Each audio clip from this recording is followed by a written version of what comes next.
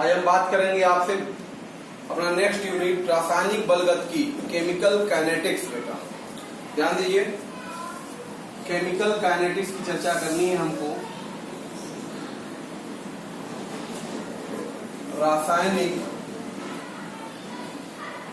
बलगतिकी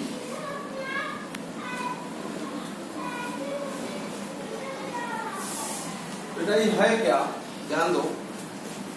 देखो बेटा, रासायनिक बलगतिकी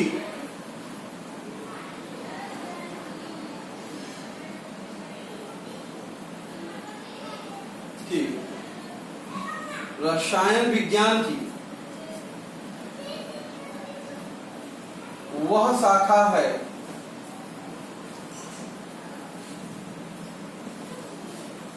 जिसके अंतर्गत बेटा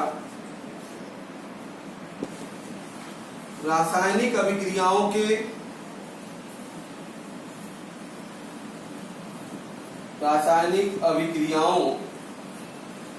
वेग का तथा रासायनिक अभिक्रियाओं के क्रियाविधि का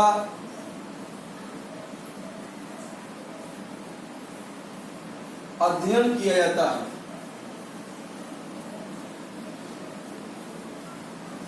क्लियर है बेटा? तो रासायनिक बलगतिकी बेटा रसायन विज्ञान केमिस्ट्री का वैसा शाखा है जहां पे किसी भी रासायनिक अभिक्रिया के वेग का, उसके बलगतिकी का, काइनेमेटिक्स का अध्ययन किया जाता है। रासायनिक अभिक्रिया कैसे होती हैं, उसकी क्रियाविधि का अध्ययन किया जाता है, और रासायनिक बलगतिकी है बेटा। ओके, रासायनिक अभिक्रियाओं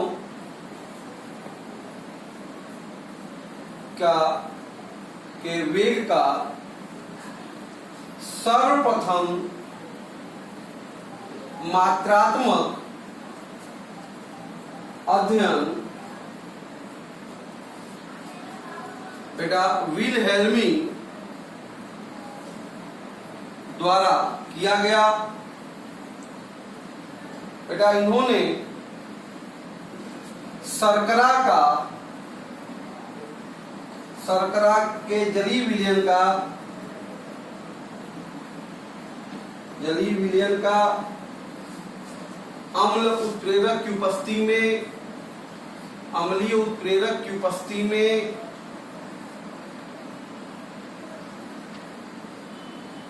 प्रतिलोमन इन्वर्जन कहते हैं बेटा का अध्ययन किया।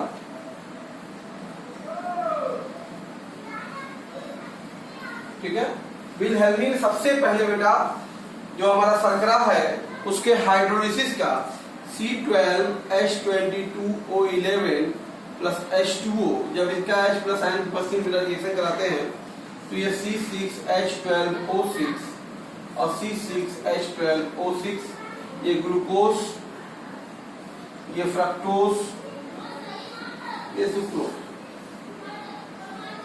ठीक है, इसका अध्ययन किया। फिर उन्होंने अध्ययन से निष्कर्ष निकाला कि रासायनिक अभिक्रिया का जो वेग है बेटा, रासायनिक अभिक्रिया का वेग बची हुई शर्करा है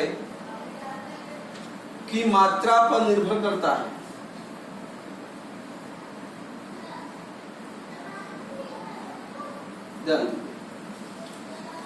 तो अध्ययन से विल्हेल्मी ने बताया कि इसने सुक्रोज का जब अध्ययन किया तो बताया कि क्रियाओं का वेग जो है, जो बचा हुआ पदार्थ है, मतलब विकारक का जो बचा हुआ पदार्थ है उसकी सांद्रता पे, उसकी मात्रा पे निर्भर करता है किसी भी रासायनिक अभिक्रिया का बेटा भी। तथा हरकोर्ट तथा एशन ने पोटेशियम परमैंगनेट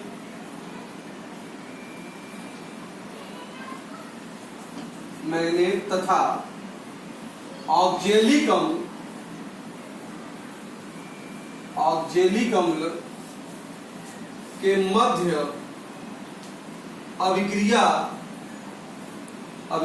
का अध्ययन किया तथा बताया कि वेग स्थिरांक के निर्धारण में बेटा अभिक्रिया का जो वेग होता है, अभिक्रिया का वेग 2 या 2 से अधिक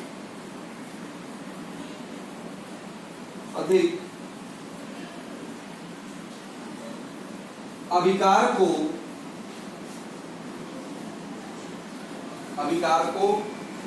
के सांद्रताओं के गुणनफल के समानुपाती होता है।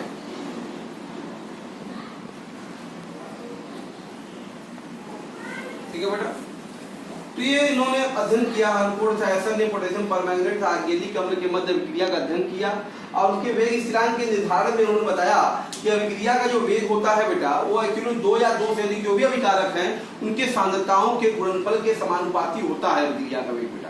क्लियर है? अभिक्रियाओं के प्रकार के बारे में देखो बेटा, अभिक्रिया के वेग के आधार पर, दर के आधार पर रासायनिक अभिक्रिया जो होती है ये 3 प्रकार के होते हैं। पहला बेटा तीव्र अभिक्रिया या इसको फास्ट रिएक्शन भी कहते हैं हम लोग। देखिए बेटा, सीधी सी बात है, जिन अभिक्रियाओं वे अभिक्रियाएं जिनमें अभिकारकों को संपर्क में लाते ही पूर्ण हो जाता है, जो अभिकारक के संपर्क में आते ही पूर्ण हो जाए, अर्थात जिन अभिक्रियाओं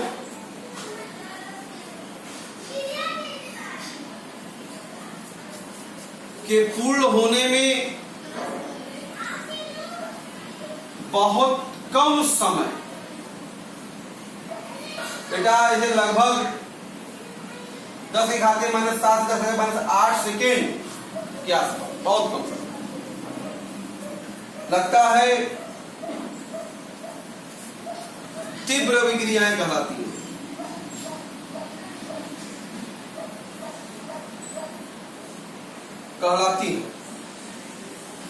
ठीक है, ध्यान दीजिए बेटा, जितने भी हमारी आयनिक अभिक्रियाएं होती हैं, आयनिक अभिक्रियाएं बेटा तीव्र अभिक्रियाएं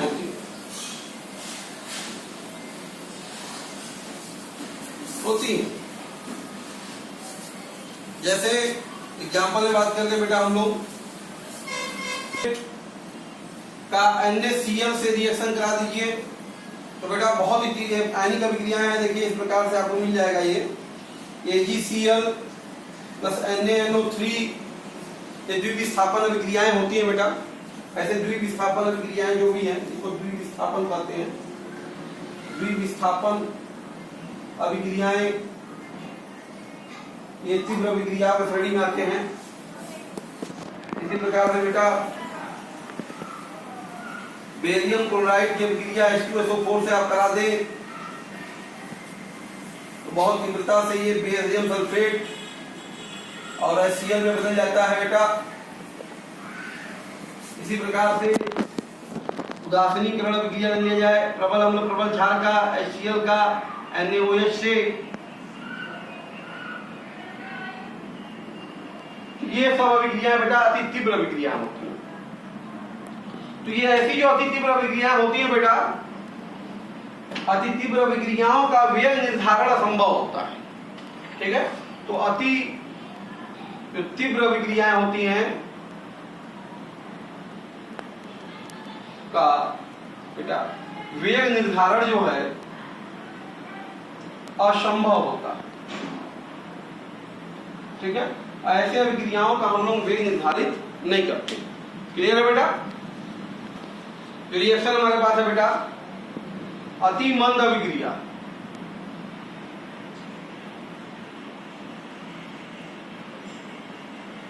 वेरी स्लो रिएक्शन। देखिए सीधी सी बात है, जिन अभिक्रियाओं को होने में कई वर्ष लग जाते हैं, जिन अभिक्रियाओं को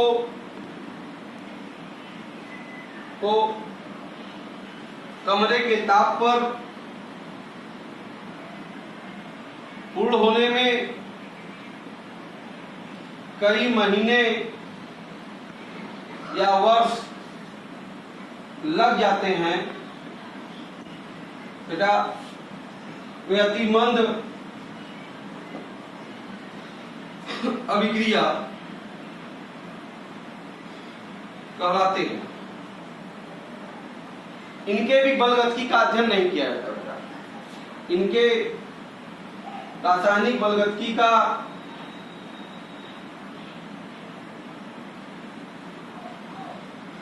अध्ययन नहीं किया जाता है।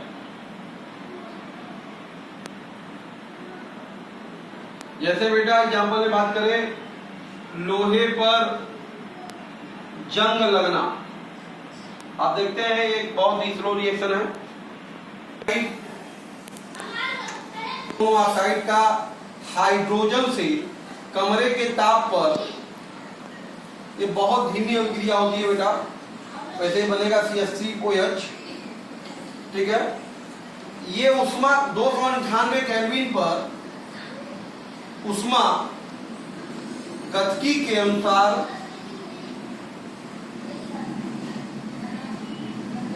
बेटा स्वतः प्रवर्तित है, परंतु बेटा बहुत धीमी होती है, ये स्लो रिएक्शन में आते हैं, वेरी स्लो। ठीक है बेटा, दूसरा जो रिएक्शन हमारे पास आता है, तीसरा अभिक्रियाएं। तो बेटा मॉडरेट रिएक्शन है ये, जिन अभिक्रियाओं के रासायनिक बलगतिकी का अध्ययन कमरे के ताप पर करते हैं बेटा, वो मंद अभिक्रियाएं कहलाती हैं। ठीक है, देखो बेटा मंद अभिक्रियाएं सामान्यतः आणविक होती है। जैसे बेटा हाइड्रोजन परऑक्साइड का वियोजन H2O2, देखिए अब घटित जब होता है तो ये 2H2O + O2 में टूट जाता है, एक प्रकार का मंद अभिक्रिया है, जिसका हम लोग रासायनिक बलगतिकी का अध्ययन करते हैं बेटा। इसी प्रकार से दूसरा एग्जाम्पल, ऑक्साइड का कार्बन मोनोऑक्साइड के द्वारा अपचयन देखिए करा दीजिए। ये आपको देखिए नाइट्रिक ऑक्साइड + CO2 में बदल जाएगा, ये एक मंद अभिक्रिया है, इसके बलगतिकी का अध्ययन किया जाता है बेटा। इसी प्रकार से नाइट्रिक ऑक्साइड का क्लोरीन से अभिक्रिया NOCl2 बनाता है, एक मंद अभिक्रिया, इसके बलगतिकी का अध्ययन किया जाता है बेटा। इसी प्रकार से एथिल एसीटेट है, इसका जल घटन अगर आप करा देते हैं बेटा तो ये ध्यान दीजिए CH3COOH + CH3CH2OH, ये एक मंद अभिक्रिया, इसके बलगतिकी का अध्ययन करते हैं। ये सब बेटा हमारे इनके बलगतिकी का अध्ययन किया जाता है, वो मंद अभिक्रियाओं की श्रेणी में आते हैं। तो कहने का मतलब है बेटा कि हम सिर्फ और सिर्फ ऐसी अभिक्रियाओं का अध्ययन करते हैं जो कमरे के ताप में होने में 2-3 मिनट का समय लेते हैं या कुछ सेकंडों में पूर्ण होते हैं। उसी अभिक्रिया को मंद अभिक्रिया हम कहते हैं बेटा। बाकी जिसके बलगति का वेग का निर्धारण हम कर सकते हैं। तो हम इन्हीं अभिक्रियाओं के वेग निर्धारण का अध्ययन आज करेंगे। क्लियर है बेटा? करते हैं बहुत इंपॉर्टेंट अभिक्रिया की दर, रेट ऑफ रिएक्शन। ध्यान दीजिएगा। देखो बेटा क्या है ये अभिक्रिया के दर का अभिप्राय बेटा होता है। अभिप्राय अभिक्रिया के वेग से है। जो अभिक्रिया का वेग होता है वही अभिक्रिया का दर होता है। इसका मतलब क्या हुआ बेटा? किसी रासायनिक अभिक्रिया में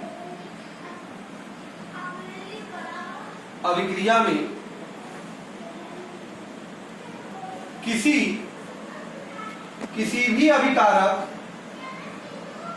भी अभिकारक या किसी भी उत्पाद के का इकाई समय में सांद्रता जो परिवर्तन होता है अभिक्रिया का दर कहलाता है बेटा। का मतलब है इकाई समय में अभिकारक या किसी भी उत्पाद के परिवर्तन जो हो रहा है वही अभिक्रिया का क्या होता है बेटा? दर होता है, अभिक्रिया का वेग होता है। अगर मान लीजिए बेटा यदि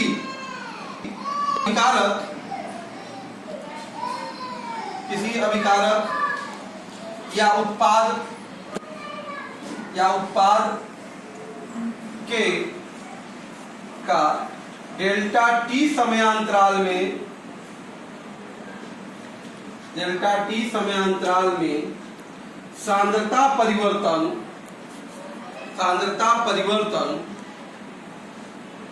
बेटा डेल्टा यक्स है, तो औसत अभिक्रिया का जो दर होगा बेटा, औसत अभिक्रिया का दर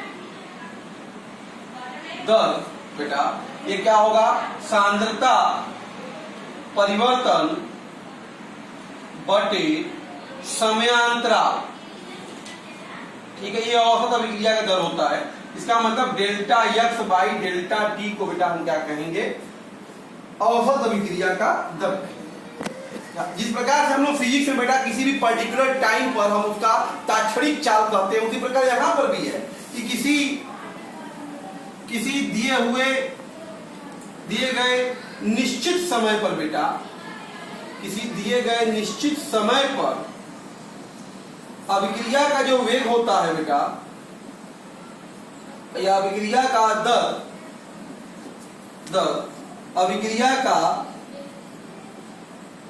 अभिक्रिया का तात्क्षणिक बेटा अभिक्रिया का तात्क्षणिक दर कहलाता है। ठीक है, इंस्टेंटेनियस रेट ऑफ रिएक्शन कहलाता है। इसका मतलब हम ऐसे कह सकते हैं बेटा, ध्यान दीजिएगा कि तात्क्षणिक अभिक्रिया का दर बराबर limit delta T tend to 0 delta X by delta T. तो डेल्टा टी पर्टिकुलर टाइम में हम बात कर रहे हैं, यही वैल्यू जो जाएगी बेटा वो dx अपॉन dt कही जाएगी। ये तात्क्षणिक अभिक्रिया का दर है। क्लियर है बेटा? इस प्रकार से यह औसत अभिक्रिया का दर है। अच्छा, आप ये जानिए साइन कन्वेंशन के अनुसार बेटा, तो किसी भी अभिक्रिया का वेग जो दर होता है एक्चुअल में अगर बात करें, किसी भी अभिक्रिया का जो दर होता है बेटा वो डी ऑफ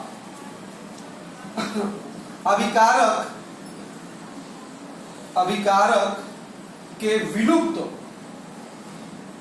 किसी भी अभिक्रिया का दर बेटा अभिकारक के विलुप्त होने की दर, विलुप्त तो सांद्रता परिवर्तन और बटे dt, या बेटा डी आप उत्पाद के निर्माण में सांद्रता परिवर्तन बटे dt। ये जो आप देख रहे हैं ब्रैकेट है बेटा ना, ब्रैकेट का अभिप्राय सांद्रता से है। ब्रैकेट का अभिप्राय क्या है बेटा? सांद्रता से है। आप ये कहिए, जैसे ब्रैकेट में है लिखा है कि अभिकारक के विलुप्त का मतलब ये हुआ बेटा कि अभिकारक के विलुप्त होने में सांद्रता परिवर्तन, ठीक है। इसी प्रकार से जो ब्रैकेट में लिखा है उत्पाद निर्माण, ये बेटा हो गया उत्पाद के निर्माण में सांद्रता परिवर्तन, ठीक है। इस प्रकार से हम बात, ये सांद्रता का गोतक होता है, एक्टिव मास कहलाता है, सक्रिय द्रव्यमान। देखो किसी भी अभिकारक के संदर्भ में, अभिकारक के संदर्भ में बेटा अभिक्रिया की जो दर होती है बेटा ऋणात्मक होती है।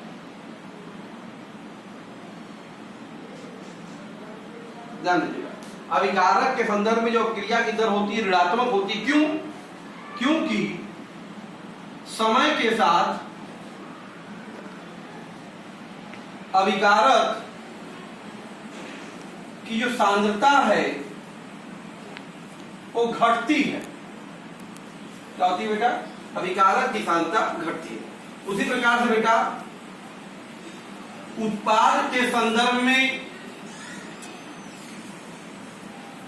अभिक्रिया की जो दर होती है बेटा, दर धनात्मक होती है। क्योंकि समय के साथ उत्पाद की जो सांद्रता होती है बढ़ती है बेटा। क्लियर? ध्यान दीजिए बेटा। तो हम ऐसे कह सकते हैं कि जो अभिक्रिया की जो दर है उसको रेट लिख रहे हैं बेटा, रेट बराबर माइनस डी आप अभिकारक की सांद्रता बटे dt। अभिकारक संदर्भ में देखिए माइनस में होगा, और यही जो होगा प्लस में होगा डी आप उत्पाद की जो सांद्रता है परिवर्तन बटे dt। ये है बेटा। अगर मान लीजिए कोई अभिक्रिया है हमारे पास, a plus B give c है बेटा, तो इसका जो अभिक्रिया की दर होगा, सिंपली ध्यान दीजिएगा, इसका जो दर होगा बेटा वो माइनस आप डी आप ए अपॉन डी टी। अभिकारक है ए, एक संदर्भ में ए माइनस होगा। उसी प्रकार ये भी इसके संदर्भ में भी होगा, माइनस डी आप बी अपॉन डी टी होगा, और यही होगा बराबर प्लस, ये उत्पाद है सी के संदर्भ में प्लस में आएगा, ये कहलाएगा डी आप सी अपॉन डी टी। ये है बेटा, इस तरह से हम लोग अभिक्रिया का दर लेते हैं। क्लियर है बेटा? खास बात ये है, देखो अभिक्रिया की दर, अभिक्रिया के जो दर का मात्रक होता है बेटा, ये मोल, आप ये समझिए मोल प्रति लीटर प्रति टाइम होता है। क्या होता है? मोल प्रति लीटर प्रति समय होता है। ठीक है। दूसरी बात ध्यान दीजिएगा, देखो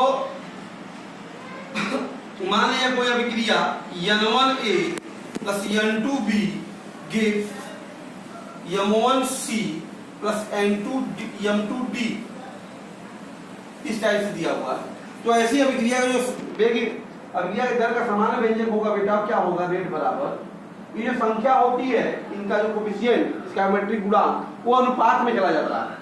ये हो जाएगा minus 1 upon N1 DA upon DT होगा। यही वैल्यू देखो, ये गुणांक N2 है तो बटे में चला जाएगा माइनस 1 बटा N2 DB अपॉन DT होगा, और ये बराबर प्लस होगा उत्पाद के संदर्भ में C, यहाँ गुणांक M1 है तो बटे में चला जाएगा, तो 1 अपॉन M1 D आप C अपॉन dt बराबर प्लस होगा d के संदर्भ में बेटा उत्पाद है प्लस होगा, इसका गुणांक देखिए m2 है तो बटे में भी चला जाएगा, तो 1 upon m2 d of d upon dt होगा। क्लियर है? ये था हमारा अभिक्रिया का दर, इस प्रकार से हम रेट ऑफ रिएक्शन लिख सकते हैं। अब हम पढ़ेंगे आपसे बेटा कि अभिक्रिया के दर को प्रभावित करने वाले कारक, ऐसे कौन कौन से फैक्टर हैं जो अभिक्रिया के दर को बेटा प्रभावित करते हैं। क्लियर है? ये बताने की कोशिश करते हैं अभिक्रिया के दर को प्रभावित करने वाले कारक,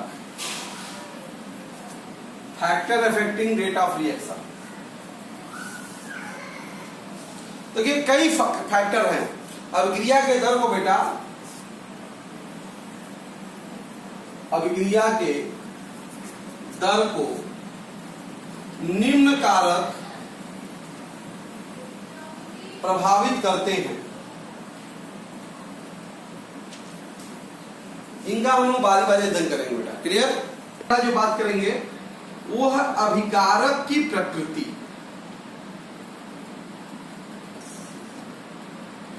देखो बेटा अभिक्रिया के दर में बड़ा इंपॉर्टेंट रोल है अभिकारक की प्रकृति, क्योंकि अभिकारक की प्रकृति दो प्रकार की होती है बेटा।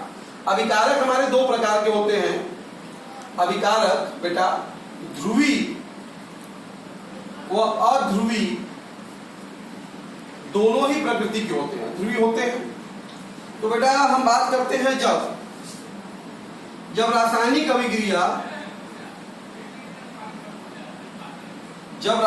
अभिक्रिया बेटा आयनिक या ध्रुवी अणुओं के मध्य होती है,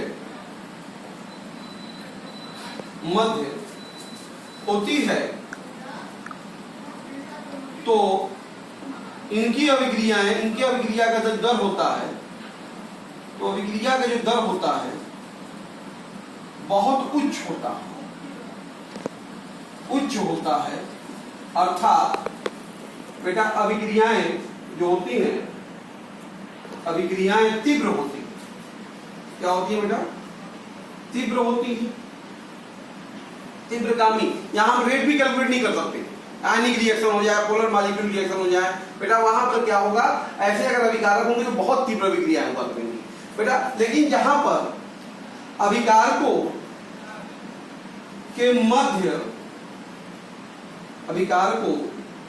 के मध्य बेटा बंध जो हो, व्यवस्थित हो, तो ऐसी अभिक्रियाएं बेटा मंद होती है। यहां ध्रुवीय अणु होंगे तो वहां मंद होगा। जैसे बेटा रेडॉक्स अभिक्रिया में, रेडॉक्स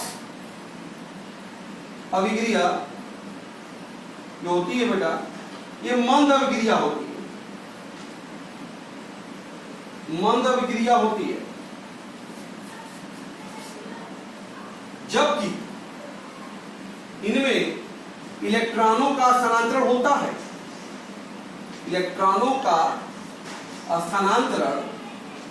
होता है, फिर भी बेटा ये मंद अभिक्रियाओं की श्रेणी में आते हैं। ठीक है? तो ये अभिकारक की प्रकृति में बेखबूत क्या करेगा, डिपेंड करेगा कैसा अभिकारक है हमारा। जैसा अभिकारक होगा उस प्रकार की अभिक्रिया का नेचर होगा। आणविक होगा बेटा मंद अभिक्रियाएं होंगी, आयनिक होगा, ध्रुवीय होगा तो तीव्र अभिक्रियाएं होंगी। क्लियर है बेटा? ये था अभिकारक की प्रकृति। क्लियर? दूसरा प्रभाव जो हमारा ताप का प्रभाव है। सामान्यतः बेटा हम देखते हैं ताप बढ़ाने पर अभिक्रिया का वेग जो होता है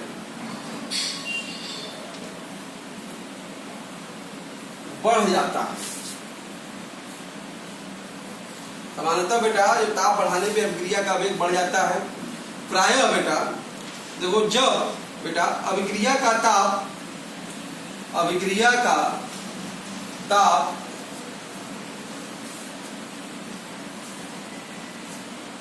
10 डिग्री सेल्सियस बढ़ाते हैं बेटा जब अभिक्रिया का ताप हम लोग प्राय देखते हैं 10 डिग्री सेल्सियस बढ़ाते हैं तो 10 डिग्री सेल्सियस ताप के अंतर पर बेटा अभिक्रियाओं के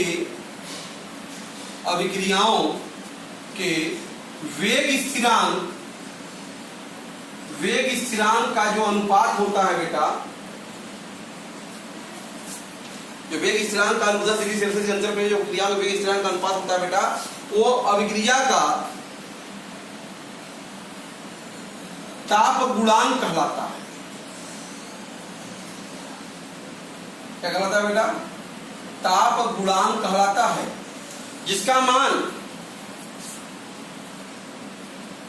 मान बेटा सामान्यतः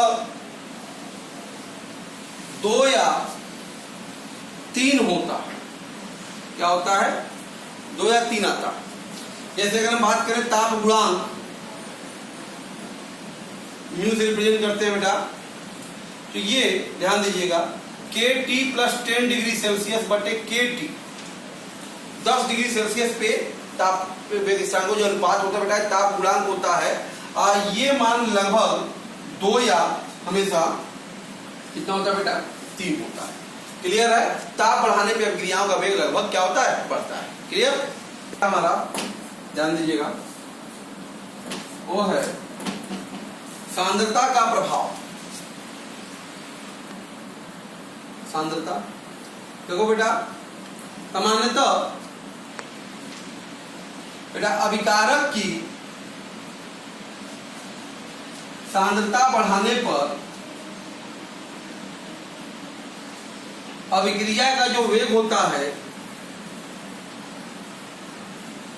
का वेग बेटा बढ़ता है। ठीक है बेटा, बात करते हैं हम लोग दाब का प्रभाव। देखो बेटा, दाब बढ़ाने पर सामान्यतः बेटा आयतन जो होता है घटता है, जिससे बेटा सांद्रता जो होती है अभिकारक की, जिससे अभिकारक की सांद्रता बढ़ती है। सांद्रता क्या होती है बेटा? बढ़ती है। तो हम पाते हैं इससे अभिक्रिया का वेग भी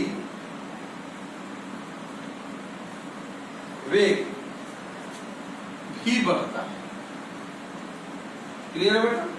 तो दाब जो है, दाब बढ़ाने पे सिंपली हम कह सकते हैं कि अभिक्रिया का वेग, ये खास तौर पे गैसीय अभिक्रियाओं के संदर्भ में है बेटा दाब का प्रभाव। अगला बात करें 5वां, उत्प्रेरक।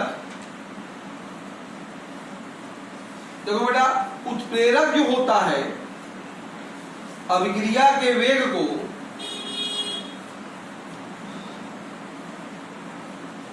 घटा भी सकता है और बढ़ा भी सकता है।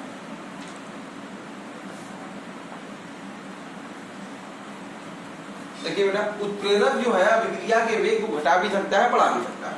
ये उत्प्रेरक की प्रकृति भी निर्भर करता है। हमको पता होना चाहिए बेटा, धनात्मक जो उत्प्रेरक होते हैं, धनात्मक उत्प्रेरक अभिक्रिया के वेग को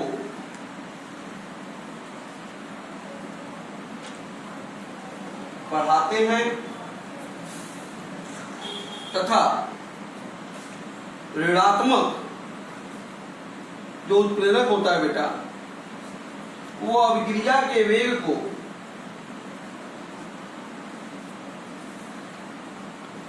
कम करता है। क्लियर है बेटा? तो ये था बेटा अभिक्रिया के वेग को प्रभावित करने वाले कारक। क्लियर है? जनरली ये अभिक्रिया की जो दर होती है, इसको बेटा हम लोग delta N by delta T भी लिख सकते हैं, जब क्या दिया हो? मोल दिया हो। जब मोल दिया है, मोलों में परिवर्तन दिया, तो अभिक्रिया की दर delta N by delta T कही जाएगी। Delta C by delta T होगा जब सांद्रता दी गई हो, दिया हो। सांद्रता देगा तो बेटा अभिक्रिया की दर delta C by delta T आप लिखेंगे। यही बेटा delta V by delta T लिखते हैं, यही वेग को, दर को, जब आपको क्या दिया हो, आयतन दिया हो अभिकारक को, आयतन दिया है तो आयतन में परिवर्तन जो होगा समय के अनुसार वो भी अभिक्रिया का दर ही होगा। यही बेटा delta P by delta T भी लिखा जाता है, अभिक्रिया का दर ही है। कब? जब आपको क्या दिया हो बेटा, अभिकारक का दाब दिया, दाब दिया है, दाब में परिवर्तन हुआ, तो जिस कंडीशन में दिया होगा उस कंडीशन का प्रयोग करके हम अभिक्रिया का दर निकाल सकते हैं बेटा। क्लियर है? तो क्वेश्चन सबसे पहला देखते हैं बेटा। आपसे करेंगे अभिक्रिया दिया है N2 + 3H2 gives 2NH3, इनके लिए अभिक्रिया के दर का व्यंजक लिखना है। तो सिंपली आप जानते हैं ये दर बराबर क्या होता है, अभिकारक के संदर्भ में माइनस का, उत्पाद के संदर्भ में प्लस का। तो अभिकारक का N2 तो क्या होगा, minus D of N2 by dt होगा, यही दर, यही दर बेटा जाएगा, वो गुणांक 3 है तो 1/3 हो जाएगा, यही होगा minus 1/3 D of H2 upon dt हो जाएगा। यही बराबर देखो उत्पाद है तो प्लस हो जाएगा 1/2 of D of NH3 upon dt, यही हो गया अभिक्रिया का वेग या उसका व्यंजक। बहुत सिंपल रिएक्शन देख के आसानी से उसका लिख सकते हैं, अभिकारक के समय माइनस का, उत्पाद के समय प्लस का, अभिकारक का जो गुणांक होगा उससे उसका भाग दे देंगे। क्लियर है? जैसे दूसरा क्वेश्चन देखते हैं। दूसरा में क्या कर रहा है, अभिक्रिया दिया हुआ है 2N2O5 gives 4NO2 + O2, इसके लिए अभिक्रिया का वेग लिखना है। तो सिंपली आप रेट बराबर क्या लिखोगे बताओ, ये अभिकारक N2O5 है तो माइनस हो जाएगा, संख्या देखो 2 है तो 1/2 हो जाएगा, तो minus 1/2 D of N2O5 upon dt हो जाएगा, बराबर ये अब देखो उत्पाद है तो प्लस में आएगा बेटा ना, प्लस ये संख्या 4 है तो बटे में चली जाएगी, 1/4 D of NO2 upon dt हो जाएगा, बराबर ये उत्पाद है ये भी तो प्लस होगा, संख्या 1 है तो 1 ही रहेगा, तो D of O2 upon dt। ये हो गया। इस तरह से कोई भी रिएक्शन देगा बेटा तो उसके लिए दर या वेग आप लिख सकते हैं। क्लियर है बेटा? क्वेश्चन आपसे करा है कि नाइट्रिक अम्ल के संश्लेषण में ओस्टवाल विधि में अमोनिया जो है नाइट्रिक ऑक्साइड में बदलता है इस रिएक्शन के अनुसार। 4NH3 gas 5O2 gas gives 4NO gas + 6H2O gas. इस रिएक्शन के समय बदलना है बेटा। तो पहला पार्ट कह रहा है, अच्छा सिंपली अगर हम बात करें, अगर इसका दर लिख दे बेटा, इसकी अभिक्रिया का दर, तो रेट बराबर क्या होगा, -1/4 D of NH3 upon dt, यही होगा -1/5 D of O2 upon dt, यही होगा बेटा +1/4 D of NO upon dt, यही होगा बराबर +1/6 D of H2O upon dt। ये तो हो गया दर। अब क्वेश्चन पे आते हैं, पहला क्या कर रहा है, O2 के उपभोग का वेग और अमोनिया के उपभोग का वेग में संबंध बताना है, मतलब O2 का वैल्यू निकालना है। तो O2 के उपभोग का वेग क्या होगा, T of O2 upon dt होगा। तो O2 के उपभोग का वेग बराबर क्या हो गया, बराबर 5 हो जाएगा बेटा, तो हो जाएगा 5/4 into minus D of NH3 upon dt। तो बेटा ये कितना आ गया बताओ, 4 × 4 1.25 गुणे D of NH3 upon dt, ये संबंध हो गया। तो O2 के उपभोग का वेग क्या होगा, अमोनिया के उपभोग के वेग का 1.25 गुना होगा। क्लियर है बेटा? दूसरा आता है, NO तथा H2O का निर्माण NH3 के उपभोग से क्या संबंध है। तो NO का निर्माण का देखें आप, तो D of NO upon dt, बेटा इसका संबंध किससे निकालें, अमोनिया से। देखो 1/4 है, 1/4 कट जाएगा, यहाँ भी 1/4, यहाँ भी 1/4 कट गया, तो बचा क्या, -d of NH3 upon dt। इसका मतलब NO के निर्माण की जो दर होगी वो अमोनिया के उपभोग के दर के बराबर होगी। फिर कह रहा है, यही बताइए हमको कि H2O के उपभोग की दर, निर्माण की दर। तो बेटा यहाँ से आप देखें तो d of H2O upon dt अगर लिखना चाहें तो क्या होगा, 6 यहाँ चला जाएगा अमोनिया में, तो बेटा ये होगा -6/4 into minus D of NH3 upon dt। तो बराबर क्या हो जाएगा बेटा, 1 4 4 5 20 1.5 गुणे minus D of NH3 upon dt। इसका मतलब बेटा ये हो गया कि जल क्या निर्माण की दर होगी अमोनिया के उपभोग के दर की 1.5 गुनी है। क्लियर है बेटा? इस तरह से दर लिख के उसके संबंधों को हम यहाँ पर ज्ञात कर सकते हैं। क्लियर है बेटा? तो बेटा अब क्रिया दिया है 2H2O2 gives 2H2O + O2। इसमें O2 के निर्माण की दर मतलब बेटा O2 के निर्माण dO2/dt कितना होगा बेटा, ये दिया है आपको 36 ग्राम प्रति मिनट। इसको मोल में बदलिए बेटा, 36/32 हो जाएगा मोल प्रति मिनट। तो ये आ जाएगा बेटा 1.125 मोल प्रति मिनट। तो ये आ गया हमारा O2 के निर्माण की दर। अच्छा, यहां से अगर हम दर लिखना चाहें यहाँ से रेट बराबर, तो क्या होगा बेटा, -1/2 डी आप H2O2/dt बराबर +1/2 डी आप H2O/dt बराबर प्लस डी आप O2/dt। क्या कर रहा है, H2O के निर्माण की दर, इस समीकरण से देखिए डी आप H2O/dt की वैल्यू क्या होगी बेटा, 2 गुणे डी आप O2/dt होगा, 2 गुणे हो जाएगा। तो कितना जाएगा बेटा बताओ, 2 गुणे डी आप, ये वैल्यू कितनी है 1.125, मतलब 2 5 10, 2 दूनी 4 1 5, 2 1 कम 2, 2.25 मोल प्रति मिनट। ये हो गया बेटा H2O के निर्माण की दर।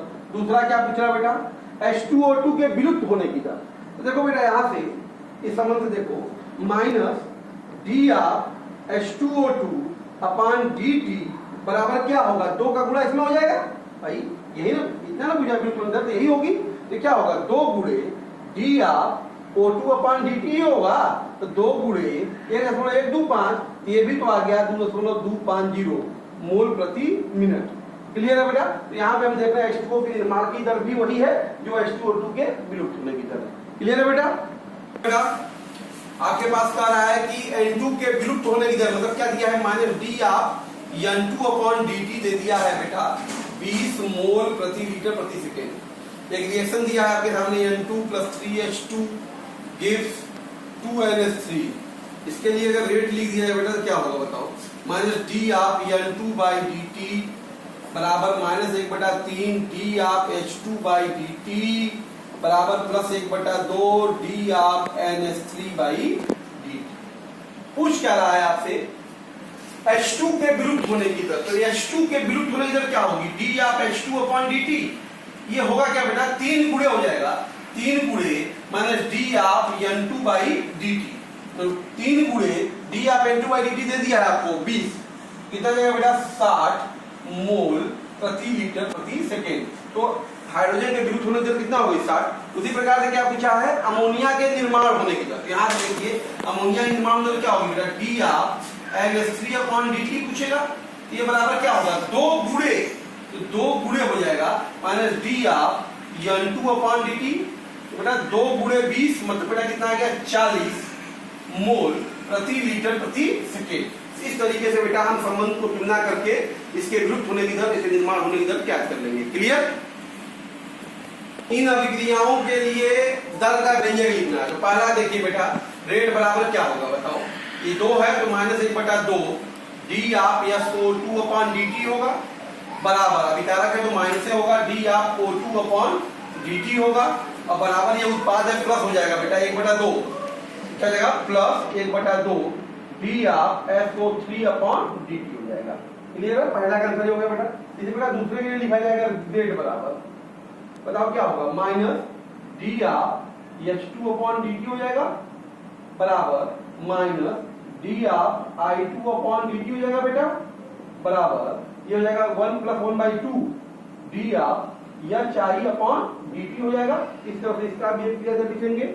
इस हल्के का देखो बेटा, अगर रेट लिख दिया जाए तो क्या होगा, यहाँ पे -1/2 डी आप H2/dt होगा बेटा, ये क्या होगा माइनस डी आप O2/dt होगा बेटा, बराबर ये क्या होगा बेटा +1/2 डी आप H2O/dt।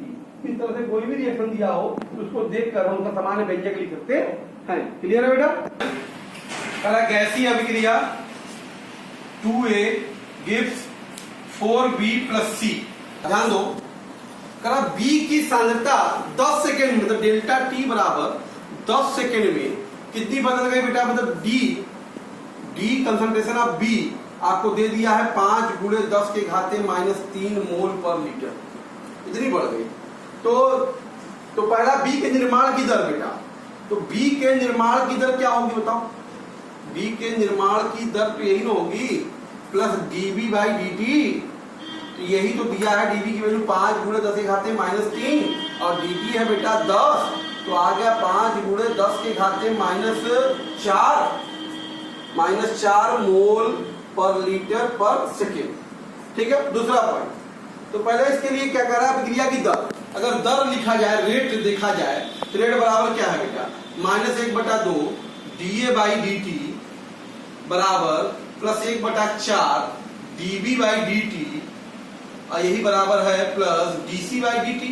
तो हमको दिया क्या है, dB बाई dt दिया है, तो रेट बराबर क्या हो जाएगा बताइए हमको। 1/4 गुणे dB by dt, dB by dt कितना है 5 गुणे 10 के घाते -4, तो रेट कितना आ गया 4 एकम 4, 4 दूनी 8, 4 पंजे 20, 1.25 10 के घाते -4 मोल पर लीटर पर सेकेंड। तो क्रिया की दर आ गई 1.25 10 के -4 सेकेंड। क्लियर है बेटा, यहाँ से देख रहे हैं आप दर बराबर क्या है 1/4 है, तो इसकी वैल्यू दिया। तीसरा का क्वेश्चन क्या करा बेटा, ए के विलुप्त होने की दर। तो देखो बेटा ए के विलुप्त होने की दर क्या होगी, dA बाई dt। तो dA बाई dt बराबर क्या होगा 2 गुणे रेट, रेट का 2 गुना, तो बेटा 2 गुणे 1.25 10 के घाते -4, तो बेटा कितना हो जाएगा 2.5 10 के घाते -4 मोल पर लीटर पर सेकेंड। क्लियर है बेटा, ये होगा ए के विलुप्त होने की दर। क्लियर है बेटा। तो क्वेश्चन दिया हुआ है यहाँ पे, ध्यान दीजिए। पहला कराए तो अभिक्रिया दिया है 2H2 plus O2 gives 2H2O। Definitely rate अगर लिख लिया जाए इसके लिए तो क्या लिखेंगे बताओ आप, -1/2 d of H2 upon dt बराबर -d of O2 upon dt बराबर plus 1/2 d of H2O upon dt। पूछ क्या रहा है, जल के निर्माण होने की दर और ऑक्सीजन के विलुप्त होने की दर में संबंध। तो H2O अपॉन dt बराबर क्या होगा, 2 से यहाँ गुणा हो जाएगा, 2 गुणे -d of O2 upon dt। ये संबंध हो गया बेटा कि जल के निर्माण होने की दर है ऑक्सीजन के विलुप्त होने की दर के 2 गुनी के बराबर होती है। क्लियर है बेटा। दूसरा क्वेश्चन देखते हैं क्या कर रहा है, एक रिएक्शन दिया है बेटा A plus 2B gives 3C plus 2D। इसमें B के विलुप्त होने की दर मतलब माइनस, देखो dB upon dt, minus dB upon dt जो है 1 गुणे 10 के घाते -2 मोल पर लीटर पर सेकेंड दिया है, और C की सांद्रता परिवर्तन की दर पूछ रहा है। यहां से रेट बराबर अगर लिख लिया जाए बेटा, तो रेट बराबर -dA अपॉन dt बराबर -1/2 dB अपॉन dt बराबर प्लस 1/3 dC अपॉन dt और बराबर प्लस 1/2 dd अपॉन dt। अब जरा ध्यान दो बेटा, क्या कर रहा है, A के सांद्रता परिवर्तन की दर। तो बेटा माइनस dA बाई dt है क्या एक्चुअल में, ये है बेटा 1/2 गुणे dB बाई dt, और dB बाई dt कितना है 1 गुणे 10 के घाते -2, तो कितना है 10.5 गुणे 10 के घाते -2 मोल पर लीटर पर सेकेंड। ठीक है, तो ये के सांद्रता परिवर्तन दर हो गई। और क्या पूछा बेटा, ध्यान दो, C के सांद्रता परिवर्तन की दर। तो यहां से अगर आप देखें बेटा, तो आप देखें तो dC अपॉन dt बराबर कितना हो जाएगा बेटा, ये देखो 3 चला जाएगा यहाँ, तो हो जाएगा 3/2 गुणे -dB अपॉन dt। तो बेटा हो गया 1.5 गुणे, इसकी वैल्यू 1 है, ये है 10 के घाते -2 मोल पर लीटर पर सेकेंड। तो ये हो गया बेटा C के सांद्रता परिवर्तन की दर, और ये हो गया A के सांद्रता परिवर्तन की दर। क्लियर है बेटा। एक अभिक्रिया दिया है N2O5 gives 4NO2 plus half of O2। इसमें N2O5 के विलुप्त होने की दर मतलब -N2O5 अपॉन dt, ये वैल्यू दे दिया है बेटा 6.25 10 के घाते -3 मोल पर लीटर पर सेकेंड, ये दे दिया। तो यह NO2 और O2 के निर्माण की दर बतानी है। यहां से रेट बराबर अगर हम देखें बेटा क्या होगा, -d of N2O5 upon dt बराबर plus 1/2 d of NO2 upon dt बराबर प्लस 2 गुणे d of O2 upon dt। तो बेटा यहां से अगर हम देखें तो d of NO2 upon dt बराबर एक्चुअल में होगा क्या, 2 गुणे -d of N2O5 upon dt। है। तो बताओ 2 गुणे 6.25 10 की घाते -3 बराबर 2 5 10 2 दूनी 4 1 5 2 6 12 12.5 10 की घाते -3 मोल पर लीटर पर सेकेंड। ये हो गया NO2 के बेटा निर्माण की दर। O2 की निर्माण की दर ध्यान दो, dO2/dt क्या होगा बेटा 1/2 हो जाएगा, 1/2 गुणे -d ऑफ N2O5/dt तो बराबर क्या जाएगा 6.25/2 10 की घाते -3 बराबर 2 3 6 2 1 कम 2 दूनी 4 3.125 10 की घाते -3 मोल पर लीटर पर सेकेंड। क्लियर है बेटा? इस तरीके से हम इसका निर्माण और इसके निर्माण की दर समीकरण से लिखेंगे। क्लियर बेटा? तरह का अभिक्रिया है 2A गिब्स उत्पाद। यहां पर A की सांद्रता बेटा 10 मिनट में डेल्टा T बराबर 10 मिनट में बेटा C1 जो है वो 0.5 मोल पर लीटर है से C2 बेटा 0.4 मोल पर लीटर हो गया। तो डेल्टा C क्या होगा बेटा C2 माइनस C1 क्या 0.4 माइनस 0.5 बराबर 0.1 मोल पर लीटर आ गया। तो बेटा यहां से अगर हम देखें तो रेट बराबर क्या होगा -d ऑफ A/dt ठीक तो होगा बराबर माइनस और इसकी वैल्यू -0.1 है और dt की वैल्यू बेटा कितना है 10 है। तो कितना आ जाएगा 0.01 मोल पर लीटर पर सेकेंड पर मिनट पर मिनट। ठीक है, ये इस अभिक्रिया का क्या होगा बेटा 1/2 है तो यहाँ 1/2 रहेगा बेटा तो 1/2 आ जाएगा तो बटा 2 कर दीजिए तो 0.005 मोल पर लीटर पर मिनट। ओके बेटा, करा के अभिक्रिया है R/P इसमें 25 मिनट में सांद्रता जो है ध्यान दो C1 0.03 यम से C2 0.02 यम हो जा रहा है। तो डेल्टा C हमारा कितना हो जाएगा 0.02 माइनस 0.03 0.01 यम हो गया बेटा। ठीक है, इतना हो गया। तो अभिक्रिया की दर रेट बराबर क्या होगा -dR/dt यही होगा बेटा। तो माइनस गुणे माइनस में है ये माइनस 0.01 और बटे डेल्टा टी कितना बेटा 25 कितना है 25। ये आ जाएगा आपका बेटा आप कह सकते हैं 1 गुणे 10 के घाते -2/25 या कह दें कि 25 का 4 गुणे 10 के घाते -4 100 से गुणा से भाग दे दिया। ये हो गया मोल पर या यम पर मिनट। सेकेंड में बताना है तो क्या करेंगे 4/60 10 के घाते -4 ये यम बटे सेकेंड हो जाएगा। तो 15 चौका 60 1/15 10 के घाते -4 यम बटा सेकेंड या बेटा आप कर देते हैं